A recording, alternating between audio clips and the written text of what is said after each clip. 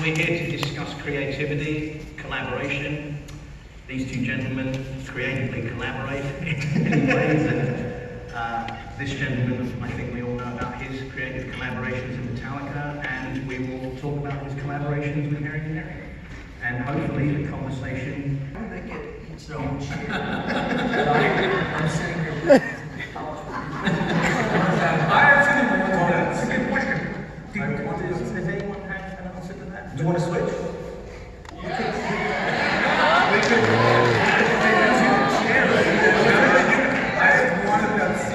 I'll start in the steps, and then if it gets a little hot and heavy here. Every 20 minutes you guys say like, switch, and we'll play musical chairs with switch.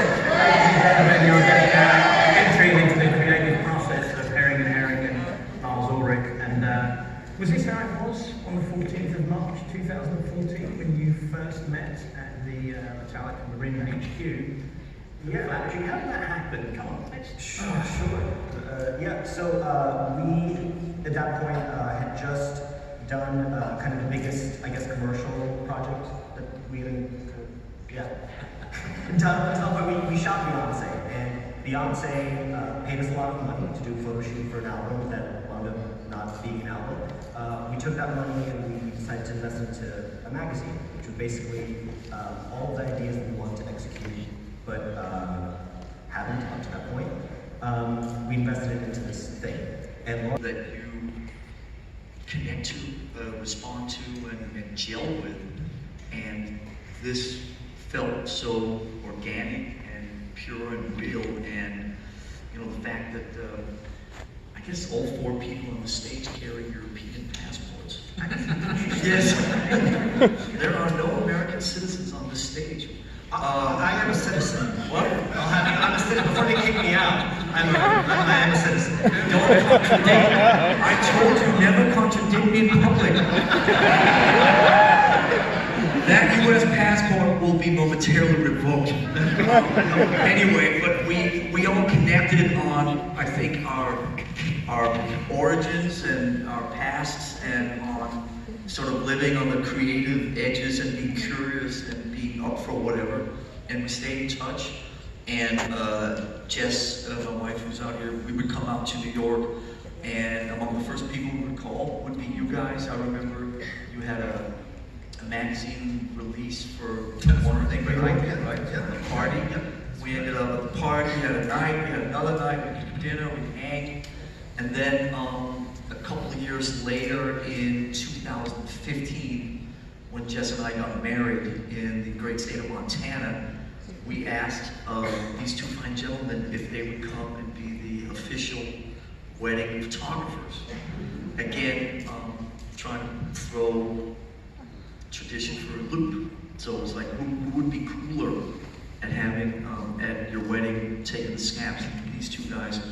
So they went for it, came up to Montana, and they did a couple days before, they did a portrait of Jess and I out in the garage of the house, where, again, we sort of just kind of went along with it. And so they did some very basic sort of facial, straight-on shots, and then they went into their computers and they started changing the pictures and coloring them and doing all kinds of stuff. And then like a monitor, like projector. What's it like? Projector. Close enough. A projector came out, and oh gee, this is all analog. There's nothing crazy or nothing digital about this. So the projector came out, and all of a sudden I was projected on Jess, and Jess was projected on me, and all these pictures that were just taken were projected on each other. Blah blah blah. This crazy picture came out that was our wedding present from the two of you. I mean, the fucking size of this thing is about the size of this whole projector back here, and is in our house. And I was like, and I said this to you guys right away in 2015. I said that one day will make for cool Metallica pictures. I think I even introduced you. Didn't I introduce you guys to Hetfield at the wedding specifically saying, saying one day we should do something with these guys together? But also first, I mean, you and I remember, because you only text 2 or 3 in the morning. That's when you communicate with people. So I was asleep, and it only goes through Dimitri and then to me, and I remember waking up and it was he wants us to do wedding photography. I'm like, oh fuck no. We don't do wedding photography. That's not what we're, And then Dimitri got me convinced, let's do this. And What time was it when you agreed? 3:30. No, and then we started what could we possibly give Lars Ulrich from Metallica as a wedding present? And we had Other than our presents. Other than Our presence is the present. Other than always, right? from a dating person, which should be, But then, we started talking about it, we had this style that we worked on and developed. There's obviously many different ways to look at things, and what we've worked out over the years is that we tend to gravitate toward who's the most passionate. So if you got somebody pulls in this direction and somebody pulls in that direction, who's the most passionate about the direction that they're pulling? We've sort of kind of, over the years, we put a lot more emphasis on that than winning the argument, or right or wrong, or yes or no, or this guy versus that guy. It's we try to get to the bottom of the passion. I really fucking see this, I feel it, I know where this should go. Fine, then you run with it, and then we'll circle back to the next thing we disagree with. But the passion in the moment and the vision, the amount of that often is what will lead the way, rather than right or wrong, or okay, you take this one, and then next Tuesday's argument, I'm gonna run with instead of that. For us, it's these days, it's who can come up with the best story? Who can sell the story the best? And not to the client or, to friends and family, but to each other. And that takes a lot of effort. You gotta find all these reference pictures, go through your mind and everything, what is it you're trying to do? And if you can sell it. Yeah, I think the other thing is, depending on what we're doing, when we do the magazine, that's just us. When we work with clients, that's a different thing. But with these guys, we just no, I'm going to let him run with it. Here you go, present us. There's a couple elements to that. One thing that we decided on this project that was different from any project we've done before was there was 12 songs. So we figured in the YouTube era, having a video for each song would be a cool thing to do, a smart thing to do, a fun thing to do. And so before anybody else makes their own videos, let's make our own videos. And so obviously, contrary to 20 years ago, where it was one video, big budget, and all that shit with singles and all that crap. Now it's just every song, let's visualize every song, or let somebody visualize every song.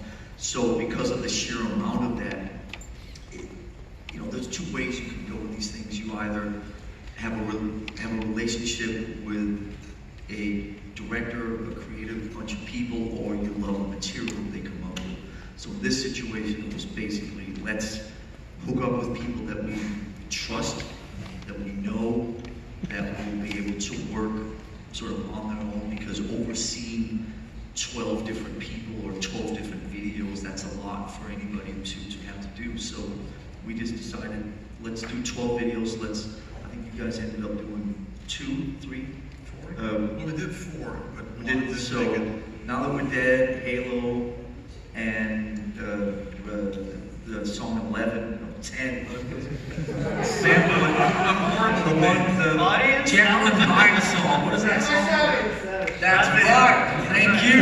You did Puerto Rico. Yeah, that's right. Puerto Rico. Yep. So it's a lot more, in those situations, it's a lot more about the relationships.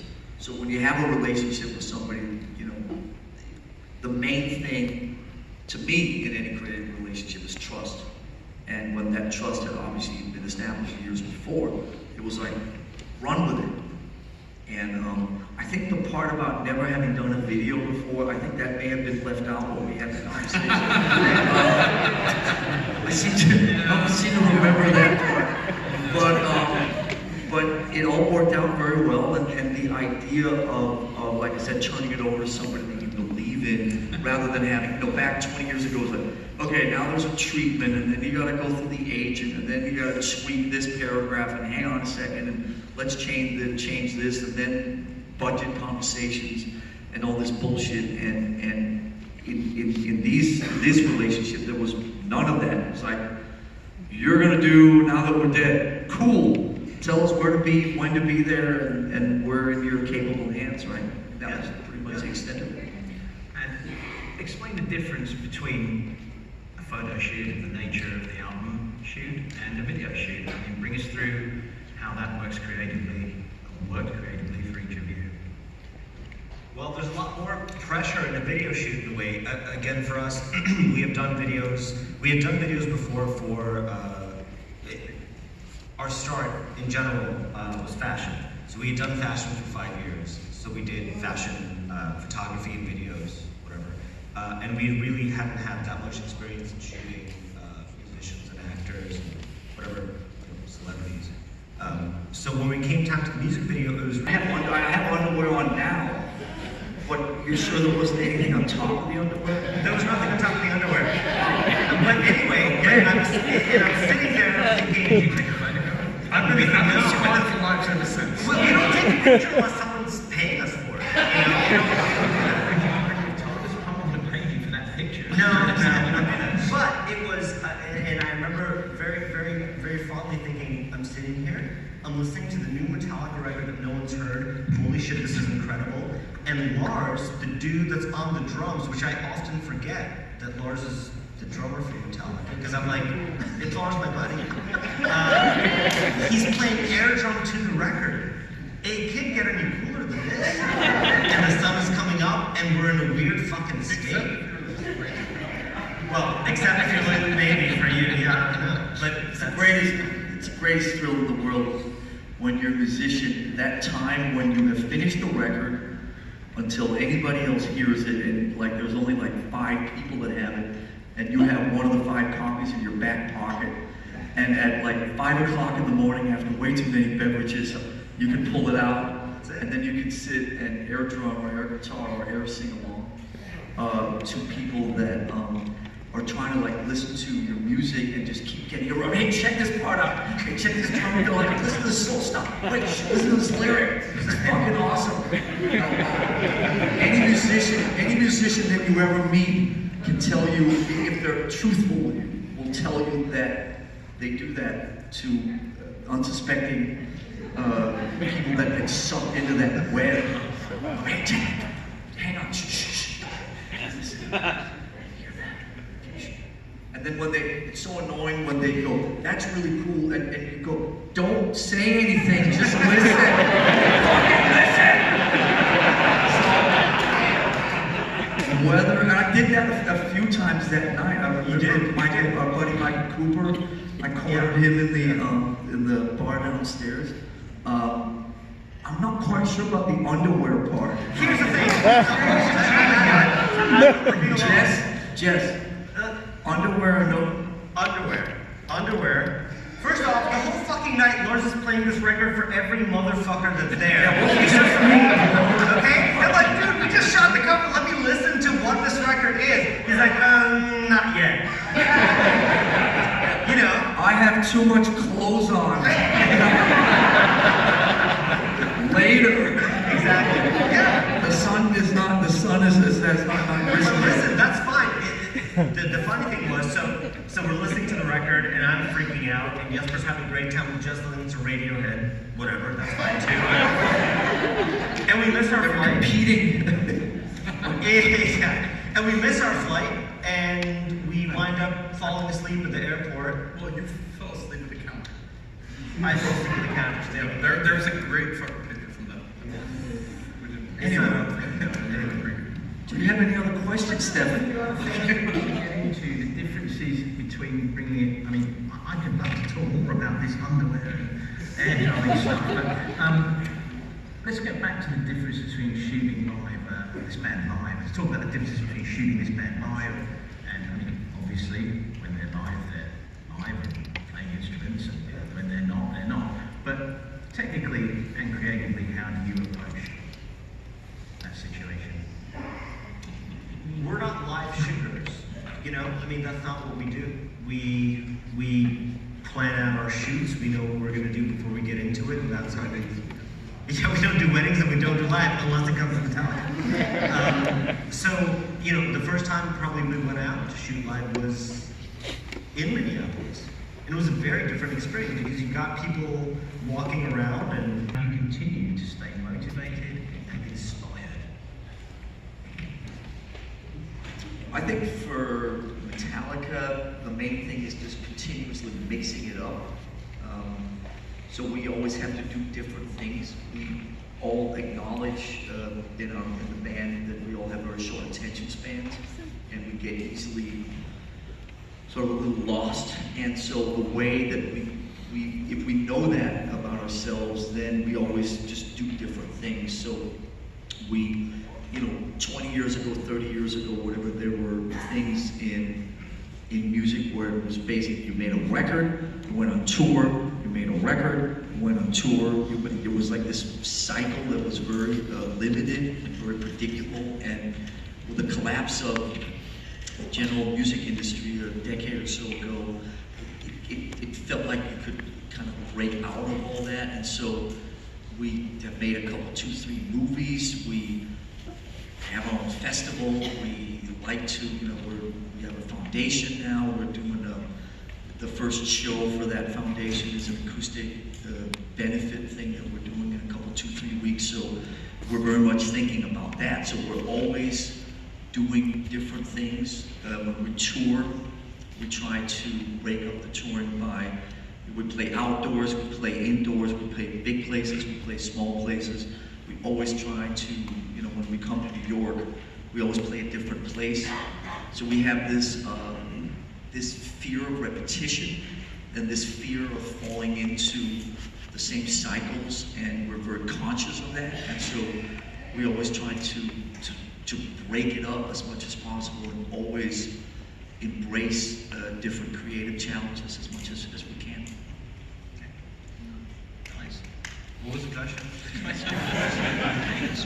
Who's the practical Keeping one? inspired. Who's the Pact or whatever, an agreement when we first started working together is that it could never feel like a 9-to-5 job.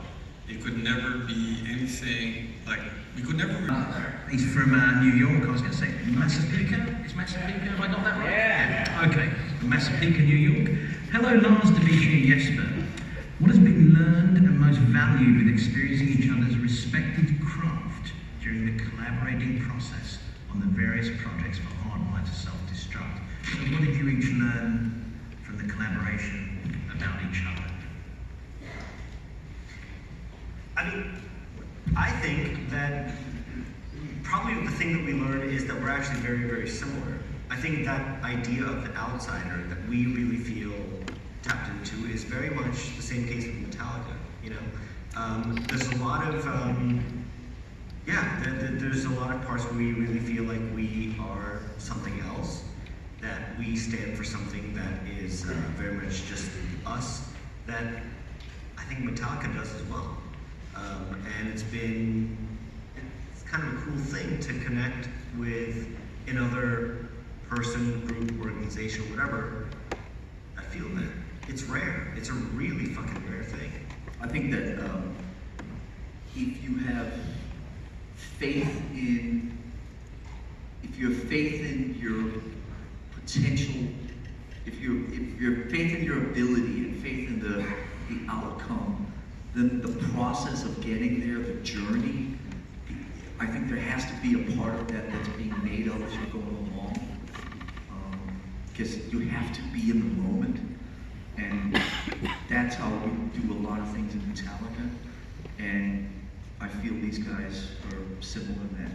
You're sort of punting it to a degree as you're going along, knowing it's going to be cool, not exactly knowing what the final thing is, but whenever we get there, we'll have faith in the fact that we know that it's done, or know that it's cool, or know that it's rocking, or whatever. And as you're on that path, you just gotta be open to wherever it's gonna take you. I think that's really important.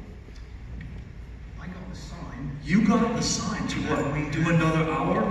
Since We have come to the end of our time. what? Yes. We're just getting started. Just getting warmed up. We will. So I'm sure that Not one last. You can't just do like one last question. You know, I think, seeing as you said, can we do one last question? I think Don't you think you should at least have a 2-minute warning? one last question.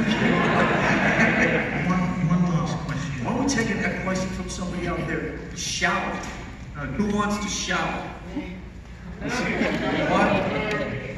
What? How about you? Okay. Stand up. What's your name? Gene. Hello, Gene. Hi, Okay. Hi, Gene. Gene. We love Hi, Gene. So question about the album cover, the use of color schemes and the bright white background was certainly like a fresh take on the Metallica brand. So my question is twofold. One, how did you guys come up with that color scheme? And two, were there any others that were like sort of other strong contenders? I would say for me, right away when I saw this image of Jess and I a couple years ago, I knew that I had never seen anything remotely close to that anywhere, first of all, and second of all, in the whole Metallica ecosystem. So the idea that this would, and like you're very rightfully so identify, would have a whole different kind of color and feel and aesthetic to it was really, really appealing to me. After the Death Magnetic and all those other things that we had done, this just was like in a whole different space. So that was a big driving factor for me. We thought it would be pink. No, I'm just kidding. No, I mean, I don't know. You wanna? You don't Listen, we were. Here's the. I'll tell you a good story. So we're out at HQ. We're shooting the album cover, or at least what we think is the album cover. And the art director comes up to us. He goes, "Do you guys know what the album's called?" We go, "No." Have you heard any of the songs? No. Have you seen any of the other approaches to the album cover? You go, there's other approaches. So we say no, and we drive back. That was the first day, and we go, holy fucking shit. Dimitri was pissed. Yeah, I thought we were doing a thing, and we might have not been doing the thing, and whatever. We do our work at night, and we come back, and someone says, the band would like to see you. Band? Okay. So we go into the band, and the band goes, I think I was polishing a camera this time. Yeah. I did a big part of this. Out of the stuff that you just shot, do you think there's room there for it to be an album cover? We go, yeah. You know? And the art director shows us some other ideas that were being kind of battered around, and some of them were really fucking good. Not as good. And maybe not as good, but pretty fucking good. And we drive back. It's a good point you're making. I think to answer your question, sorry to take over, but when we did the first OG, you know, all of us layered on top of each other, it had at that point been decided that that was the album cover. It was just, fuck, this is really cool. We gotta do, you know, it fits into the bigger hardwired self-destruct type of thing, but it was not, I mean, there was no album cover. It wasn't, here's the album cover, now we're shooting it. It was just, we're doing a really cool photo session that I've had in the back of my mind for a couple, 3 years or whatever. Yeah, and so anyway, so we do the shoot, we drive back, we hope it's the thing, and then a few weeks later I get a phone call and Lars goes, hey, you won the lottery. I'm waiting for that.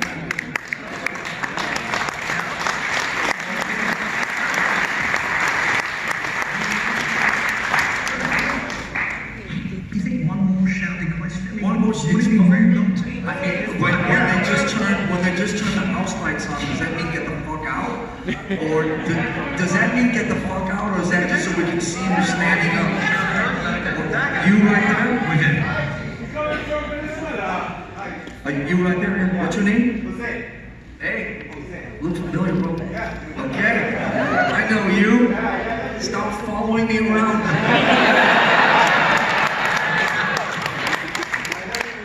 Good to see you. See you tomorrow as well. Was the idea of the album cover projecting the band as one force? That's the question. Melting all their faces. And the other question is, why the band members' faces? Why not someone else's faces? Was the idea of projecting somebody else in the cover, or was always the idea of projecting the band in the cover? I mean, those are greater, bigger questions. Like I said a couple times now, I felt that the idea of the four of our faces on top of each other melding together was 34, 35 years in, something I've never seen, and something that in regards to Metallica, and that's something that I felt would be super cool, first of all. Second of all, as we were going through all the different album titles, as we started doing away with all the secondary versions and getting closer to what was really going to work, and I think in my mind, I always knew that Hardwired to Self-Destruct was the one that I was betting on, and when that happened, and then the idea of the four faces on top of each other felt like, in a very abstract way, that those two were a great, great marriage between visual and between words. In Metallica over the years, we tried to walk a fine line between not being too specific, not being too explain, it's got to be this way, too obvious, that we try to leave some degree of interpretation to the listener, to whoever is, looking at the covers, the pictures, listening to the music, coming to the shows or whatever, that everything is not so fucking carved out in stone, that there has to be, to be music or literature or art or whatever creative form always works the best when there's a degree left to where you trust enough to who's interpreting to have their own version of it. That has to be a part of it, and I think that there's too much art these days where everything is just so forced upon you, carved out in stone. This is how you gotta look at this, and if you don't get it that way, then you don't fucking get it or whatever. And in Metallica, it's very important to us that the person who's at the receiving end can make their own version of it. And so I felt that Hardwired to Self-Destruct and the four faces on top of each other just was the perfect marriage of two arbitrary, abstract concepts that any of you guys could take and make your own.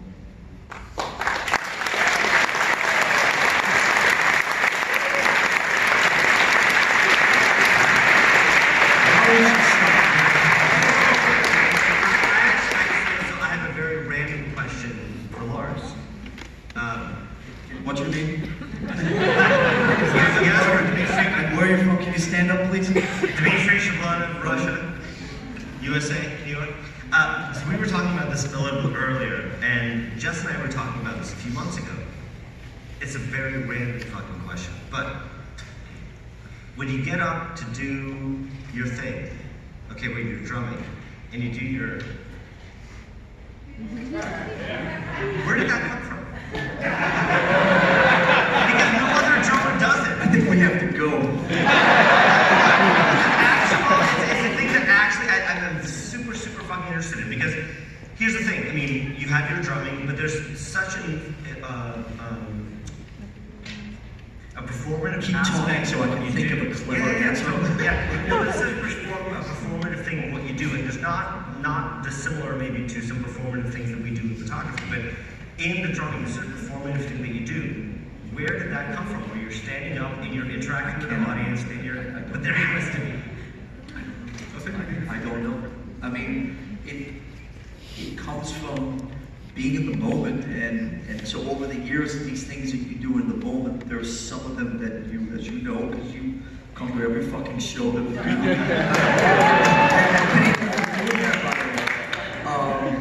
And I know you don't necessarily live right in this hood, so I appreciate it even more. But there are certain things that you. 41 shows. That's right. Where were we? So there are certain things that you. There are certain things that you find yourself doing along the way that just becomes part of what I always do with that particular thing. Is I always find I know the people in the audience who are down riding the rail like you, who have seen many shows, and it's always fun to have these moments to connect to a member of the audience, to somebody who's going to, like, say, throw it back at you. And so when I do that particular thing in Master Puppets, and there's 12 people down riding the rail that all do it back at me, it's a moment of connection. And ultimately, I do believe that all human beings want to connect with other human beings in whatever capacity that you can, intimately, drum set to riding the rail, or through music, or through art, or whatever. It's all about connection and feeling that you're part of something. And that's certainly the reason I'm in a band. And I was an only child and felt like a disenfranchised loner growing up, and I wanted to be in a band so I belonged to something that was bigger than myself. So when you and I share that moment, then we're connected. Isn't that what we all want? Yes.